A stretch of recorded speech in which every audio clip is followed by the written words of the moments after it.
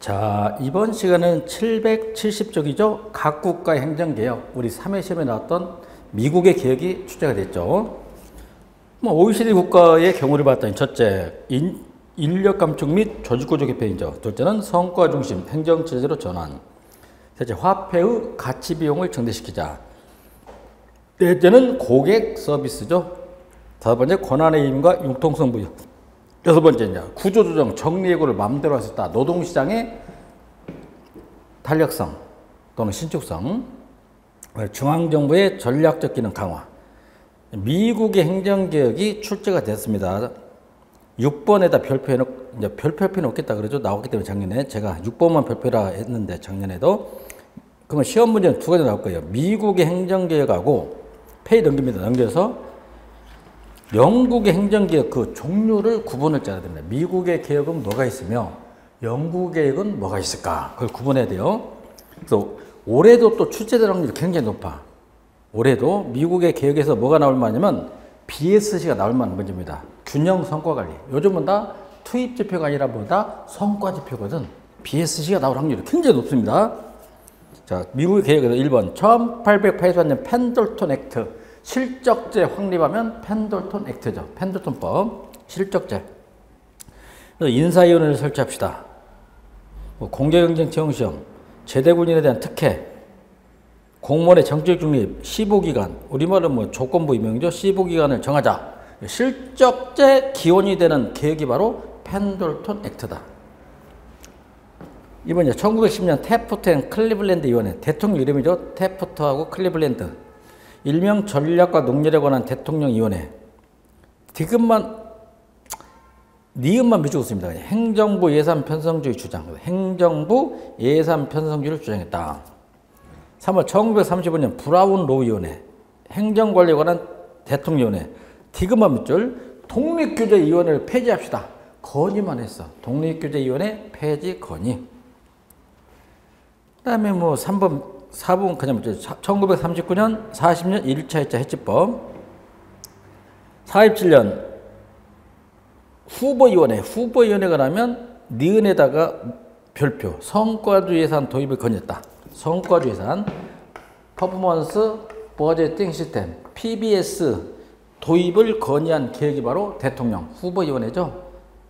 6번이 나온다 했더니 진짜 나왔죠. 6번은 그냥 몇 죠? 1993년 미국 클린턴 행정부의 국가업적 평가심의원회, 국가성과위원회, 그래, NPR, 내셔널 퍼포먼스 리뷰. 고 부통령이 주도한 국가경영 분석에서 미국 정부의 비용 절감과 효율성을 높일 수 있는 다양한 방안을 제시했죠. 일명 부통령 이름을 따서 고 보고서. 비용은 덜 들이고 효율성은 높은 정부. 민관합동기구가 아니라 공무원 중심. 디귿 6개월만 활동하는 임시기구였다. 4대 원칙 있죠. 이게 시험에 나왔죠. 관료적 형식주의 제거, 고객 중시, 성과 양상을 위한 권한 부여. 마지막 기본으로 돌아가자. 기본 중시로 복귀하자. 4가지. 저는 이 보충이 나온다고 보고 있는데 굉장히 출제량이 높습니다. 균형 성과 관리 BSC. 요즘 자치단체마다 균형 성과 지표를 강화하고 있습니다. 투입 지표가 아닌 성과 지표다. 균형 있게 하자는 거 여러분 봅시다. 양뿐만 아니라 뭐다 질까지 다 하자 말이야. 양도 하고 질도. 양을 측정하는 대표적인 것 중에 MBO가 있었죠. 우리 Management by MBO. 이건 양만 하는 거야. 근데 반쪽짜리잖아. 그래서 균형이 되려면 질까지 해야 된다. 질까지 해야 된다. 해서 도입한 게 바로 뭐가 되는 거지? BSC다 이거야. 균형 성과 관리. 1992년 미국 하버드대 카플란과 노턴 교수가 만든 경영성과관리 시스템으로서 전통적인 재무 분석은 과거의 실적을 보는 것이므로 현재나 미래의 시장 환경에 적응하는 데 한계가 있다는 점에서 되돌렸다. 2번 암기 방법 제가 알려줄게. 2번 별표하고요. 4가지 측면을 고려합니다. 재무, 고객, 내부 프로세스, 학습 및 성장. 저는 이렇게 했죠. 갑돌아, 학과를 선택할 때 다시 한번 생각해봐. 학과 재고, 학습, 내부 프로세스 우리는 과정, 재무, 고객. 그래서 학과 재고. 내부 프로세스를 다른 말로 과정 그럽니다. 과정. 내부 프로세스를 우리말로 과정. 그래서 학과 재고. 학과를 선택할 때 다시 한번 생각해봐라. 학과 재고. 주요 특성. 단기적인 재무적 성과. 단기 플러스 장기적인 비재무적 성과 간, 내부 관점과 외부 관점 간, 과정과 결과 균형을 강조하죠. 두 번째, 성과 지표와 전략의 연계를 강조. 미션, 임무, 사명이죠. 미션, 비전, 전략 목표, 성과 지표로 이어지는 목표 수단 또는 원인 결과의 논리 구조를 유지함으로써 비전과 전략이 모두 성과 평가의 지침이 되도록 한다. 3. 4대 관점의 성과 지표와 전략을 시스템적으로 연결시킨다. 4. 미션은 왜 우리 조직이 존재하는가? 또는 우리 조직이 없으면 무엇이 문제인지에 대한 답을 담고 있다. 5번째, 비전은 조직의 미래의 모습에 대한 머릿속의 그림이자 언어로 그린 그림이죠. 비전이 뭡니까? 머릿속의 그림이자 언어로 그린 그림. 여기 핵심 가치는 미션과 비전을 달성하는 과정에서 어떻게 행동하는가에 대한 기준을 말한다. 여러분, 비전의 설정은 리더가 갖춰야 할 중요한 역량의 하나이지만 리더의 판단으로만 비전을 세우는 것이 바람직하지 못하다. 7번 별표. 비전은 리더의 역할도 중요하지만 구성원들의 참여도 중요하다. 8번 미션 선언문은 임무, 사명감. 미션 선언문은 무엇은 할 일이고 무엇은 할 일이 아닌지에 대한 지침 내지 기준을 제공해야 한다. 페이지를 넘겨서 그 4가지 관점에서 비전과 전략이 이루어지고 있죠. 그 다음에 4번 MBO와 연계해서 사용하는 기법이죠. MBO는 양만하더라. 그리고 반쪽짜리 불과했다. 그래서 도입한 게 바로 BSC. 또 하나는 직무 성과 계약제가 있죠. 근무 성적 평정에서 직무 성과 계약제. 4대 지표 별표고요. 학습. 조직의 변화, 혁신, 성장을 지원하는 분위기 창출에 대한 우선순위를 설정하면 4가지 관점 중에서 동그라미 가장 하부 단계에 해당한다. 가장 하부 구조에 해당한다. 학습. 재무. 이해관계자의 관점으로부터 위험, 성장, 수익에 대한 전략을 수립하며 기업의 성과 지표를 할 수 있으며 성과 지표의 최종 목표. 성과 지표의 최종 목표가 바로 재무. 고객의 관점으로부터 차별화와 가치를 창출하는 전략 수립. 4번 내부 프로세스, 즉 업무 과정. 고객과 주주가 원하는 목표를 달성하기 위한 기업 내부의 업무 처리 방식을 어떻게 할 것인가에 대한 관점. 성과 지표의 최종 목표는 재무. BSC 특성. 첫째, 재무적 관점과 비재무적 관점 균형. 둘째, 성과 지표 전략과 연결. 3. 시스템적인 접근. 시스템을 우리말 총체적으로 한다. 총체적인 접근. 4. 성과평가의 구성원의 역량이나 고객의 신뢰를 포함시킬 것. 5. 과정과 결과 및 조직 내부적 관점 중 어느 하나보다는 통합적 균형. 6. 성과 관리를 위해 조직을 유기적 시스템으로 간주하여 상하 또는 수평적 연계성을 강조하는 조직 전체적 시각에 관심을 둔다. 마지막 7번째, 거시적, 장기적 측면의 조직문 형성과 순익과 같은 미시적, 단기적 목표와 계획 및 전략의 균형을 중시한다. 10번 BSC 성과지표. 첫째, 선행지표. 1번, 2번 반대표시. 선행지표는 경기 변동에 앞서 변하는 지표야. 경기 변동에 앞서 변하는 지표. 반대로 후행지표란 경기 변동에 뒤따라 변하는 지표. 그 다음에 학습과 성장 관점이 뭐냐. 학습 또는 성장 관점, 미래적 관점, 인적 자원의 역량, 지식의 축적, 정보 시스템 구축, 학습 동아리 수, 제한 건수, 직무 만족도. 프로세스 관점, 과정 관점은 고객 중심 지표, 의사결정 과정의 심의 참여, 적법적 절차, 커뮤니케이션 구조. 다섯 번째, 재무적 관점. 재무적 관점의 성과지표는 지나간 과거 실적을 나타내는 전통적인 후행지표로서 매출, 자본 수익률, 예산 대비차 등이 있다. 민간 부분에서 중시. 고객 만족도, 정책 순응도, 민원인의 불만율, 신규 고객의 증감. 5번에다 좀 별표합니다. 재무적 지표는 선행지표가 아니라 뭐다? 후행지표다. 8번째, 고객 중시. 공공부문에서 중시하는 대외적 지표, 고객 만족도, 정책 순응도, 민원인의 불만율, 신규 고객 증감. 8번째, 정부 조직에 적응하기 위한 전략. 정부는 서비스와 같은 질이 많기 때문에 도입하기가 좀 어렵겠죠. 1. 민간 부분은 주주가치 향상이라는 재무적 관점이 성공 핵심이지만 공공 부분에서 궁극적인 목적은 고객 중시라는 사명 달성의 성과라는 것이 강조된다. 1번 별표. 민간 부분은 재무 관점, 정부에서는 고객 중시. 두 번째, 공공 부분의 경우 재무적 관점은 목표가 아니라 제약 조건으로 작용하죠. 3. 공공조직은 무형의 자산으로부터 지원받는 내부 프로세스 성과를 통해 성과를 창출할 가능성이 크다. 네 번째, 학습과 성장 관점은 미래 업무 운영에 대한 근거를 제공하는 측면에서 미래 관점으로 대체돼 설명되기도 한다. 다섯 번째, 그렇죠? 공공 부분에 도입했을 경우 고객 범위를 명확하게 규정하기란 용이한 일이 아니야. 5천만 명을 어떻게 고객이라고 명확하게 규정짓기가 어렵겠죠. 5천만 명이니까. 성과 중심 행정, 요즘은 다 투입이 아니라 성과죠. 개관, 정부 실패를 극복하기 위한 대안으로서 20세기 말 신공공관리도 중시했다. 예를 들어 봅니다. 도로 포장의 경우, 성과지표. 영향지표는 도로가 포장됐다. 지역 간의 균형 발전을 가져왔다. 영향지표. 포장된 도로의 비율, 이건 산출지표죠. 그 다음에 도로 포장을 위해 이용된 중장비 규모, 포크레인이 100대 들어갔다. 이건 투입지표. 4번에다 별표. 이게 핵심이야. 차량의 통행 속도가 증가했다. 시속 10km가 빨라졌다. 이게 바로 결과지표야. 결과지표. 구분합니다. 자, 적용 사례. 개인적 관점에서 성과를 강조하는 MBO하고 4급 이상 고위공무원은 뭐다? 직무 성과계획제.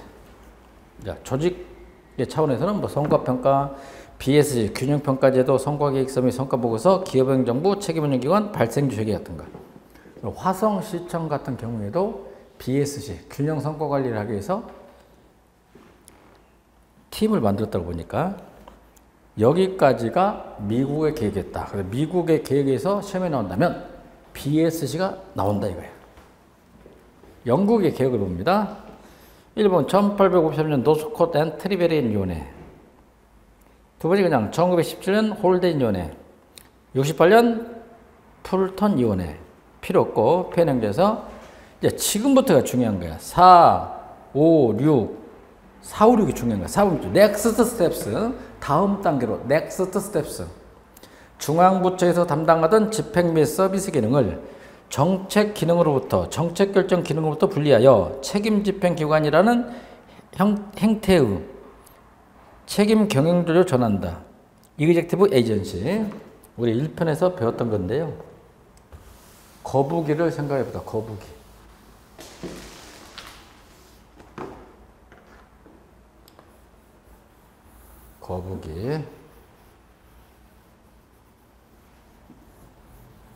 거북이 이렇게 생겼겠지. 거북이처럼 생겼죠. 거북이. 이 거북이를 반토막 내겠다. 반토막 내서 A 반대가 B겠죠. A하고 B겠다. A. 이순신 장군 나를 따르라. 스티어링 키잡이. 반대 로링 노젓기. 핵심 기능 서비스 기능. 핵심 기능이나 서비스 기능. 전략 전술. 그렇죠? 기획 프로덕트 생산. 정책 기능. 정책 기능을 다른 말로 정책 결정 그럽니다. 동의해 여러분. 반대로 정책 집행 기능. 이렇게 구분했죠. 그래서 우리는 문화, 체육, 관광부가 있어요. 문화체육관광부 밑에 국립중앙극장이 있더라고. 국립중앙극장. 이런 게 있더라 이거야. 그 다음에 요즘 통일부 밑에 통일교육이 있어. 이것도 책임운영계로 이제 지정되는 통일교육원이 있단 말이에요. 통일교육원. 수유리 가면 있죠. 통일교육원. 이렇게 한번 정리해보죠. 문화체육관광부는 정책 기능만 담당하고 집행 기능은 국립중앙극장한테 아웃소싱함으로써 집행기능만 전문적으로 담당하는 기구를 영국에서는 책임 집행기관, 책임지고 집행해라. 우리나라에서는 책임지고 운영한다. 책임 뭐지? 운영기관. 이렇게 나눠지죠. 그래서 결정 정책 기능하고 집행 기능을 분리해서 집행 기능만 담당하는 기구를 책임 집행기관. 마켓 테스팅이면 시장성 검사 그래. 정부가 업무를 잘하는가, 민간인이 업무를 잘하는가 비교 한번 해보자. 마켓 테스팅. 그렇죠. 1번. 1번만 별표면 되네. 공공서비스 공급주체 간 경쟁을 유도하는 거야. 민간인이 효율적인가 아니면 정부가 효율적인가. 반드시 필요한 업무인가 노후했어. 그러면 폐지해라 이거야. 반드시 정부가 책임을 맡아야 하는가 노후. 그럼 어떻게 해야 돼? 민간 이탁을 시켜야 되죠. 민영화. 정부가 직접 수행해야 하는가 노후. 이때는 민간 이탁을 시켜라. 5. 정부와 민간 둘 다 할 수 있으면 상호 경쟁 입찰을 시켜라. 6번째, 정부가 직접 수행할 경우는 어떻게 해야 돼? 효율성 증대 방안은 무엇인가를 검토한다.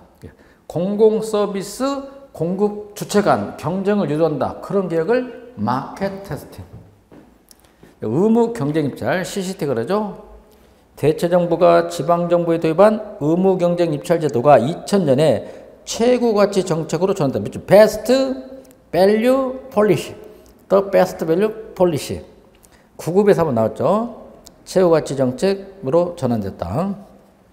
두 사바스의 분류에 따르면 계약, 허가, 보조금 등은 지방정부가 공급을 결정하고 민간 부분이 생산을 담당하는 공급용에 속하죠.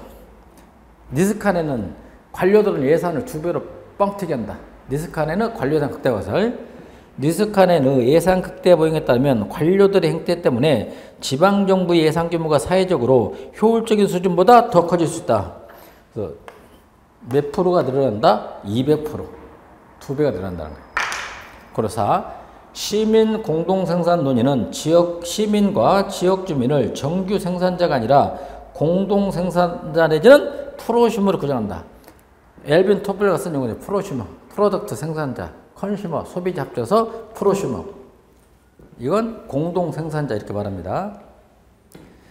7번은 그냥 밑줄. 능률성 정밀진단. 1979년 대처수상은 우선 마크 앤 스펜서 백화점 사장했던 레이니 경을 수상의 능률고문으로 임명하고 내각 사무처 내에 민관이 혼합된 소수의 능률팀을 구성하여 부처별로 주요 업무에 대한 능률성 진단 작업을 추진하였다. 그다음에 재무관리개혁 1982년 FMI의 목적, 재무관리개혁의 목적은 종래의 각 부처에 대한 중앙의 강력한 예산 통제를 원하여 정원 상환 및 총괄 운영 예산의 한도 내에서 자율적으로 운영해 나가도록 재무관리 권한을 각 부처와 관리자에게 폭넓게 허용해 주되 모든 관리자들에게 자신의 업무 목표를 설정하도록 하고 실적에 대한 비용 효과성을 평가함으로써 재원의 최저 활용 여부에 대한 개인적 책임을 지도록 한다는 것이다. 그냥 수상 이름 토니 블레어 정부. 토니 블레어 정부는 1번 1996년 일하는 복지 및 보다 나은 정부. 2번만 별표입니다. 몇 의 길이다? 제3의 길. 앤서니 기든스가 쓴 책 이름이 뭐였지? 3의 길.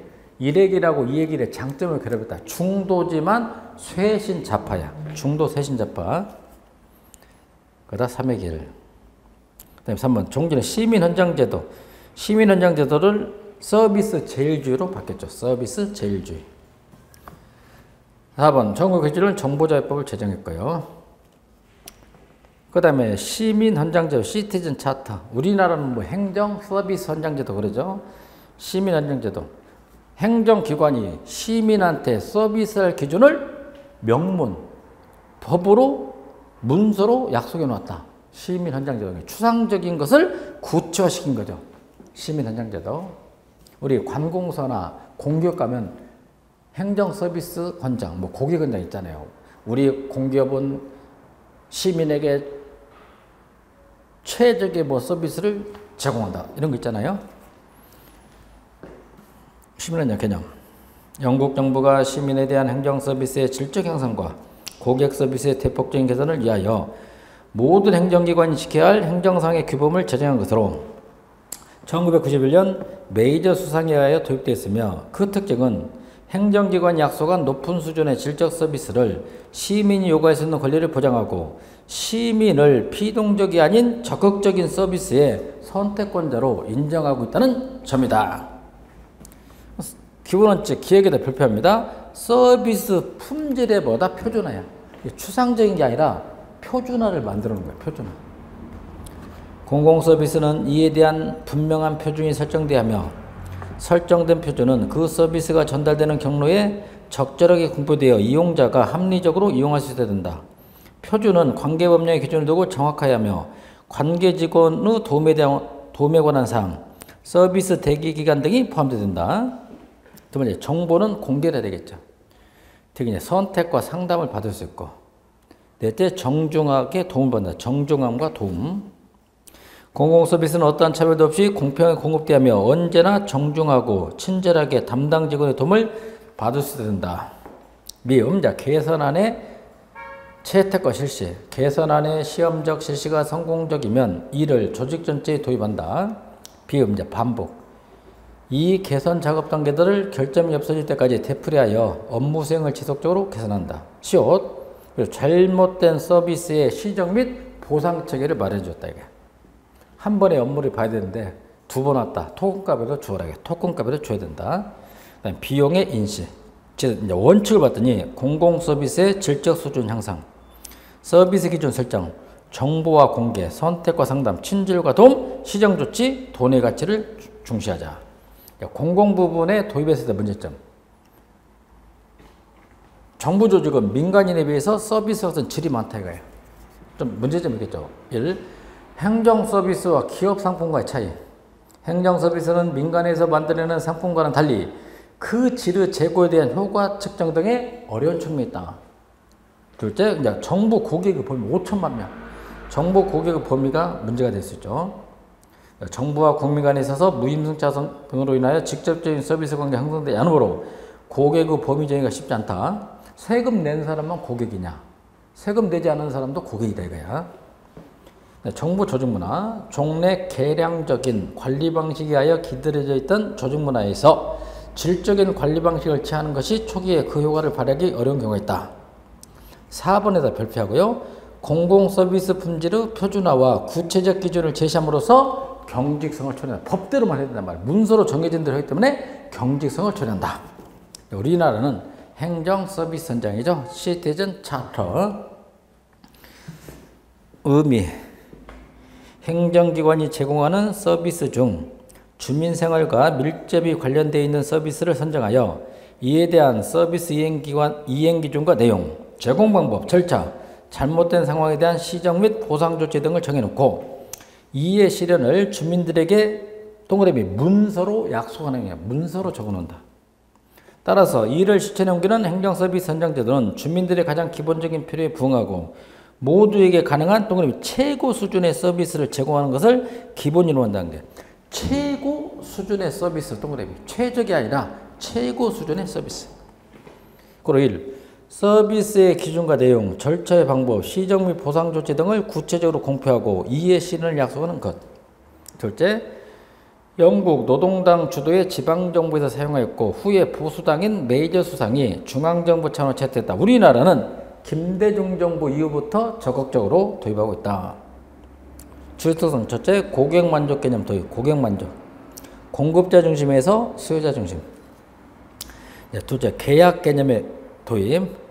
가시적인 계약 개념에 준거한 서비스 공급. 셋째, 성과 중심 평가 체제 도입. 원칙은 똑같아. 서비스 품질의 표준화, 정보와 공개, 선택과 상담, 정중함과 도움, 잘못된 서비스 시정과 보상 체계, 비용에 대한 인식. 기능을 봤더니 첫째, 시민의 권리를 명시적으로 규정했다. 이는 암묵적, 추상적 관계에서 구체적 계약 관계로 윤리적, 도덕적 의미에서 법적 의무로 전환됨을 의미한다. 둘째, 서비스 수준에 대한 민원인의 기대감을 조성하며 서비스 제공의 투명성과 책임성을 높이죠. 셋째, 이행기준의 구체적 설정으로 고객 중심의 성과평가 기준을 제시하며 서비스 질 제고에 따른 고객 만족도를 향상한다. 정부의 도입에서 한계점이 뭐냐? 첫째, 정부 성과의 무형성으로 인하여 서비스 이행 기준의 구체가 곤란하죠. 둘째, 서비스 내용 및 제공 방식의 표준화로 행정이 경직화되고 공무원의 창의성과 자율성이 위축된다. 셋째, 금전적 보상 등 편협한 경제 원리를 배경한다. 우리나라 행정서비스 현장, 첫째, 고객 중심. 셋째, 최고 수준의 서비스 제공이 별표. 최적이 아니야. 최고 수준 서비스 제공. 다섯 번째, 체계적 정보 제공 원칙.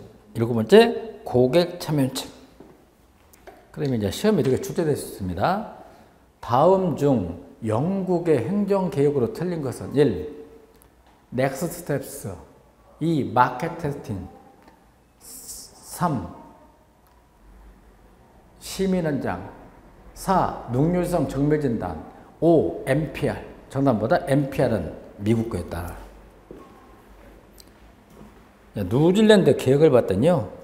첫째, 1984년 집권한 노동당의 난개 수상 급진적이면서 전면적 개혁이었다.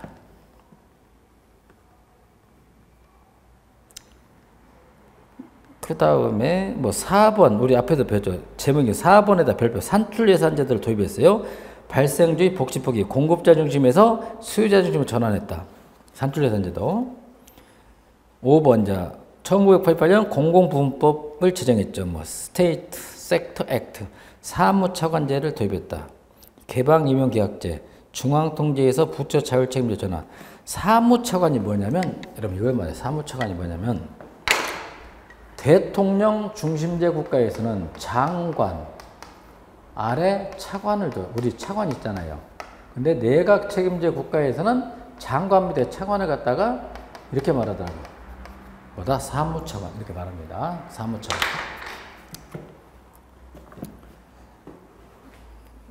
그 다음 호주의 계획에서는 1번만 호주의 계획에서는 2번만 밑줄 2번 지출 통제를 위해서 지출심사위원회를 두어 새로운 정책과 예산을 검토했다.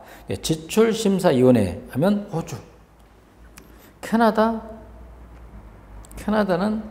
2번만 밑줄 1989년 행정 2000개혁 종합 백서 발표. 페이지 넘겨서 각 국가의 계획이 이렇게 나와 있죠. 미국에서 추진기구를 봤더니 대통령 비서실하고 관리예산처네요. 영국은 수상직할 내각사무처의 공공관리실. 뉴질랜드도 내각사무처구나. 한국의 행정개혁을 정리합니다. 한국의 행정개혁. 전두환 노태우 정부 때는 행정개혁위원회에서 개혁을 담당했어. 근데 노태우 정부 때 행정개혁위가 폐지되는 수모를 당했죠. 김영삼 정부에서는 행정쇄신위원회. 작고 하셨지만 박동서 교수가 그때 위원장이었죠.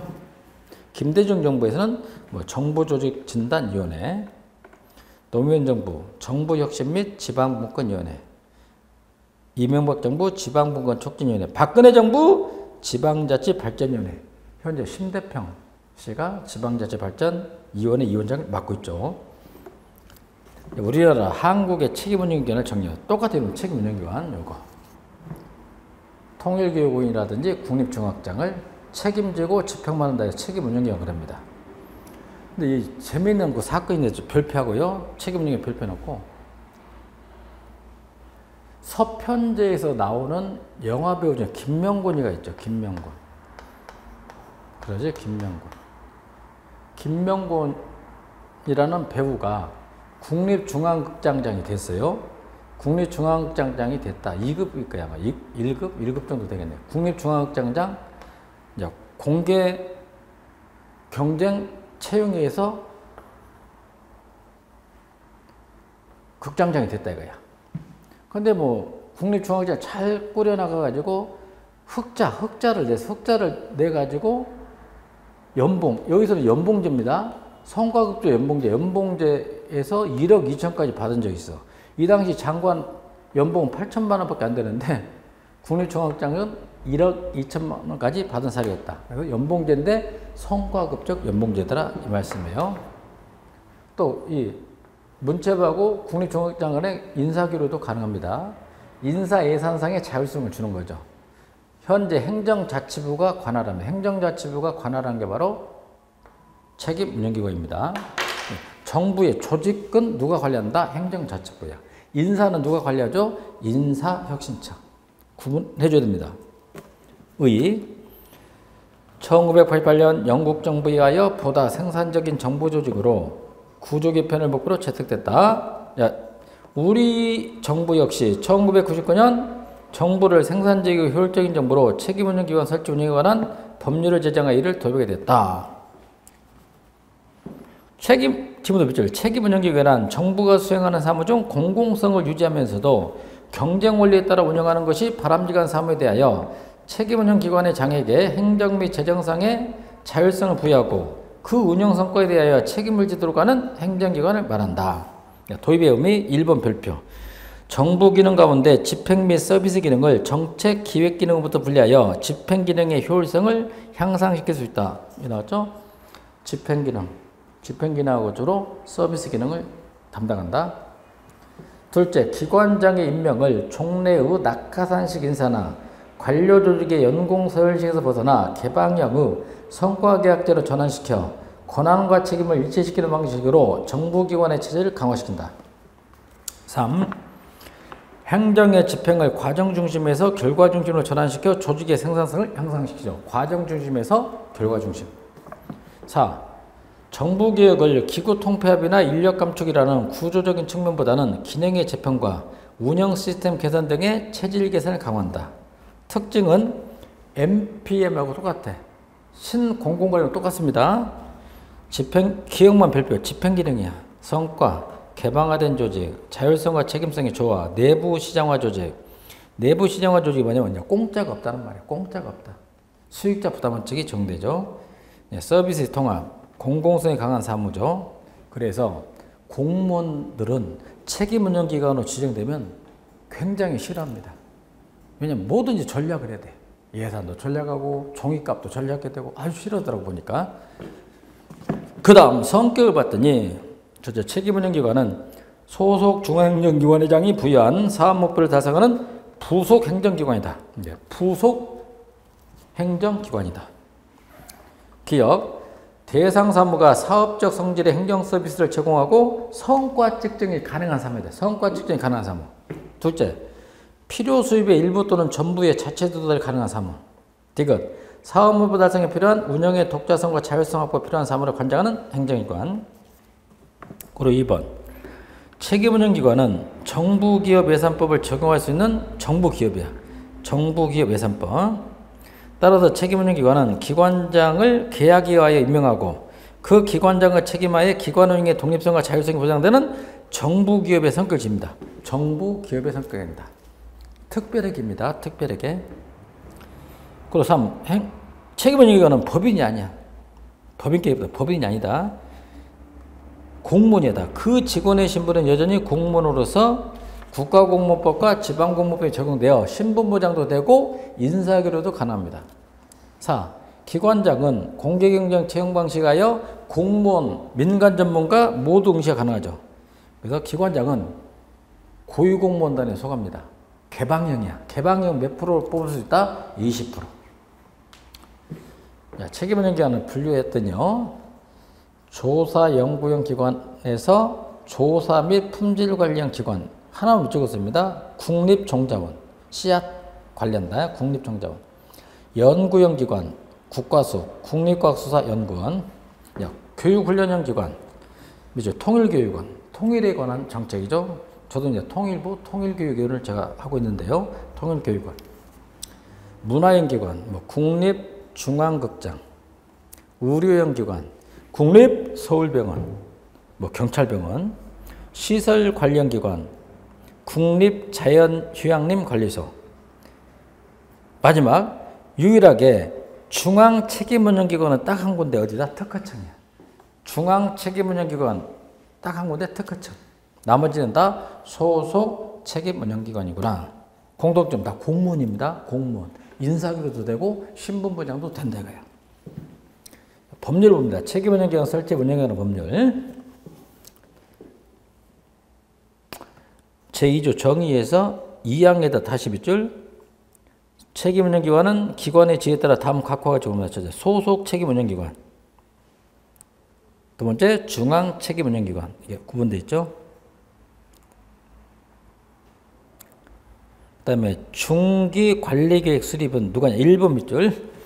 행정자치부 장관은 5년 단위로 책임운영기관의 관리 및 운영 전반에 관한 기본계획을 수립한다 이거야. 누가 담당한다? 행정자치부 장관. 그 다음에 4조 책임운영기관 설치 및 해제. 설치 및 해제.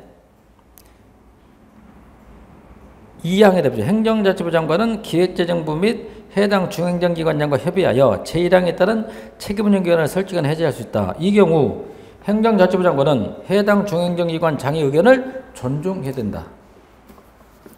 6조 당연히 지방자치단체에도 책임운영기관제도 도입됐죠. 교육부 장관, 행정자치부 장관 및 지방자치단체의 장은 이 법의 취지에 따라 지방자치단체의 책임운영기관에 관한 제도를 도입하도록 노력해야 된다. 기관장의 채용, 개방형이었죠. 기관장의 채용. 1. 소속 중앙행정기관의 장은 공개모집 절차에 따라 행정이나 경영에 관한 지식 능력 또는 관련 분야의 경험이 풍부한 사람 중에서 기관장을 선발하여 국가공법 26조에 따라 임기제 공무원으로 정한다. 계약직이 아니라 요즘보다 임기제 공무원이야. 계약직이죠. 임기제 공무원으로 임용한다. 두 번째, 기관장의 채용 요건은 소속 중 행정기관장이 정하여 행정자치부 장관에 통보하죠. 몇 년이냐? 3번 봐. 기관장의 채용기간은 5년의 범위에서 소속 중 행정기관장이 정한다. 이 경우 기간 폐지는 특별한 사유가 없으면 2년 이상, 몇 년이다? 5년이야. 2년 이상으로 한다. 그 다음에 5번, 경력직 공무원이야. 현직 공무원이 기관장으로 채용될 수도 있겠죠. 개방이기 때문에. 그러면 봅시다. 경력직 공무원이 기관장으로 채용되기 위하여 퇴직한 경우에 기관장 채용기간이 만료되거나 채용계약이 해지된 경우에 퇴직 시 재직한 직급, 고위공무원단에 속하는 공무원의 경우에 퇴직 시 재직한 직위와 곤란성 및 책임도 유사한 직위를 말한다의 경력직 공무원을 우선하여 경력 경쟁 채용할 수 있다. 이게 무슨 얘기냐면 갑돌이가 현직 공무원이야. 현직 고위 공무원이야. 근데 갑돌이가 책임운영기관장이 됐어. 그러면 사퇴를 해야 되겠지. 사퇴를 하고 책임운영기관 기간이 지났어. 지나면 다시 원대 복귀할 수 있단 말이야. 다시 공무원으로 돌아가게 해준다. 그 얘기죠. 그 다음 11조 사업목표 및 사업운영계획. 첫째, 재정의 경제성 제고. 둘째, 서비스 수준 향상. 셋째, 경영 합리화. 12조 이제 소속 책임운영기관 운영 심의가 있죠. 소속 책임운영기관 내 사업 성과를 평가하고 소속 책임운영기관의 운영에 관한 중요사항을 심의하게 하여 중앙행정기관장의 소속으로 소속 책임운영기관 운영 심의를 둔다. 예를 들면 문화체육관광부에 가면 소속 책임운영기관 운영 심의가 있다. 공무원의 정원. 공무원의 정원. 1번 별표. 소속 책임운영기관에 두는 공무원의 총 정원 한도는 총 정원 한도는 대통령령이야. 대통령으로 정한다. 이 경우 다음 각호의 정원은 총리령 또는 부령으로 정하되 대통령령으로 정하는 바에 따라 통합하여 정할 수 있죠. 공무원의 종류별 즉 계급별 정원. 둘째, 고위공무원단에 속하는 공무원의 정원. 총 정원의 한도는 대통령령. 시행령이죠. 그 다음에 17조 임기제 공무원 그래. 계약직이 아니라 임기제 공무원. 그 다음에 임용권자. 누가 임용권? 임용권자 봅니다. 중앙행정기관의 장관, 문화체육관광부 장관은 그 밖의 공무원 인사관계 법령에도 불구하고 소속 책임운영기관 소속 공무원에 대한 일체의 임용권을 가진다. 이 경우 중앙행정기관의 장은 대통령으로 정하는 바에 따라 그 임용권 일부를 기관장이 임할 수 있다. 20조 당연히 기관 간의 인사교류가 가능합니다. 인사교류가 가능하다. 27조 별표. 일반회계가 아니라 뭐다? 특별회계. 그래서 특별회계 설치. 1항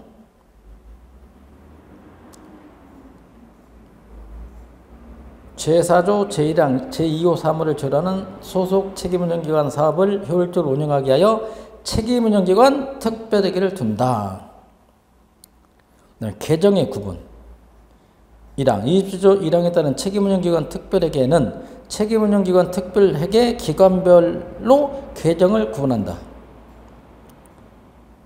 특별회계 운영관리 특별회계는 계정별로 중앙행정기관장이 운영하고 기획부 장관이 통합에 관련한다. 30조 별표 국가재정법이 아니야. 이건 정부기업예산법이야. 정부기업예산법의 적용이죠. 책임운영기관 특별회계 기관의 사업은 정부기업예산법 제2조에 불과하고 정부기업으로 본다 이거야. 그 다음 35조 초과수익금은 직접 사용할 수 있죠. 초과수익금의 직접 사용. 당연히 30조 예산을 전용할 수도 있고 30조 예산을 이월시킬 수 있다. 예산의 이월. 그 다음 마지막 50조 이원의 구성 및 운영. 책임운영기관 운영위원회 말이죠. 이원회는 이원장 및 부위원장 1명을 포함한 15명 이내 이원으로 구성한다.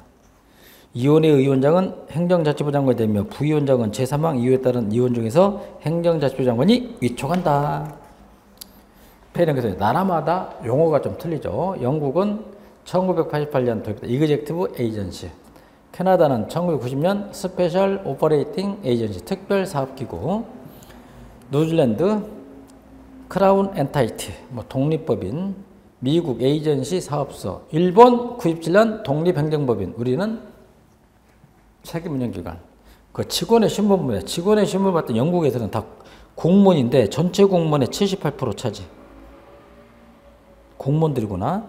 캐나다도 공무원, 뉴질랜드는 공무원 민간인 혼재, 그 다음에 미국도 혼재, 일본은 일부 직원만 공무원. 우리나라는 원칙적으로 다 공무원이야. 근데 기관장만큼은 임기제 공무원이다 이거야. 임기제 공무원. 우리도 공무원이야 다 직원 신분. 책임운영기관의 한계점을 봤더니 첫째, 책임운영기관의 팽창으로 인한 오히려 비능률을 초래하죠. 둘째, 기관장의 신분 불안정으로 인한 소신 있는 운영이 곤란하다. 임기제 공무원. 셋째, 정책 결정과 집행의 괴리로 인한 성과 책임 확보 곤란. 넷째, 정부 팽창의 은폐수단 활용할 수 있죠. 다섯 번째, 사기업과 유착관계를 형성함으로써 정보 통제 곤란. 마지막, 감축관리 2절. 감축관리. 줄여나간다. 컷백 매니지먼트. 감축 줄인다. 개념. 1970년대 초 낙관주의적 행정관과 팽창주의적 행정관리에 대한 반성 및 재고와 1980년대 자원의 부족에 기인하여 더 적은 예산, 인원과 기구로서 보다 나은 효과를 기할 필요성이 시급해지고 이에 따라 대비하는 관리자로 레빈에 의해 처음 대두된 이론이다. 감축관리하면 공무원들이 싫어해. 저해 요인. 첫째, 조직은 생존 본능이 있다. 둘째, 이해관계자의 반대. 셋째, 절차가 복잡해. 넷째, 비용 문제. 다음에 캡처스루의 포획 현상이 일어날 수 있다. 어느 때 이제 계획을 촉진하냐. 첫째, 자원이 부족해. 자원의 한정성. 둘째, 정책이 변화다. 정책 유효성의 변화. 셋째, 정치적 취향성. 마지막, 환경적 쇠퇴. 3번 별표. 감축관리 방법 별표. 우리 별표 연기준 예산, GBB. 그 다음에 두 번째, 일몰법, 선셋로우 일몰법. 국을 크게 하든지 과를 크게 해라. 대국 대과제. 끝내자, 정책 종결. 정책 종결하자. 다음에 규제, 탈규제화. 여섯 번째, 정부 인력 증가 억제. 일곱 번째, 다양한 비용 절감 방법 검토. 예를 들면 사업의 보류나 축소. 사업의 보류나 축소. 그 다음에 부를 크게 만들어. 대부처주의. 다음에 공기업의 민영화. 열 번째, 신규 공무원 채용 동결. 근데 이게 문제가 있어. 기득권자의 저항을 감소시킬 수 있으나 장기적으로는 신진대사를 제한하는 요인이 될 수 있죠. 역진 방지 조항. 한 번 규제를 완화하면 다시는 되돌릴 수 없도록 규제한 거야. 한 번 규제가 폐지되면 그 규제는 다시 살릴 수 없다. 역진 방지 조항이죠. 네, 페이고 원칙. 예산을 먼저 확보하고 난 이후에 사업을 해라. 미국에서 이제 많이 하고 있죠. 새로운 사업을 이행하려면 그만큼 다른 사업을 줄여 재원을 마련하라는 제도죠. 투자자 국가소송제가 있죠. ISD. 투자자 국가소송제. 예를 들면 미국 기업이 우리나라 투자를 했어. 근데 우리나라한테 불이익을 당했다. 대표적인 게 뭐 론스타 같은 거 있잖아. 론스타. 유한은행을 날로 먹었잖아. 그래서 우리가 세금을 많이 몽땅 때렸어. 그랬더니 부당하다고 제소를 했잖아. 걔네들이 론스타. 투자자 국가소송제. 그다음에 자유와 역진 방지. 이면 아까 렛짓 현상. 렛짓. 그다음에 네거티브 방식 그러죠. 포지티브가 아니라 보다 네거티브 방식이야.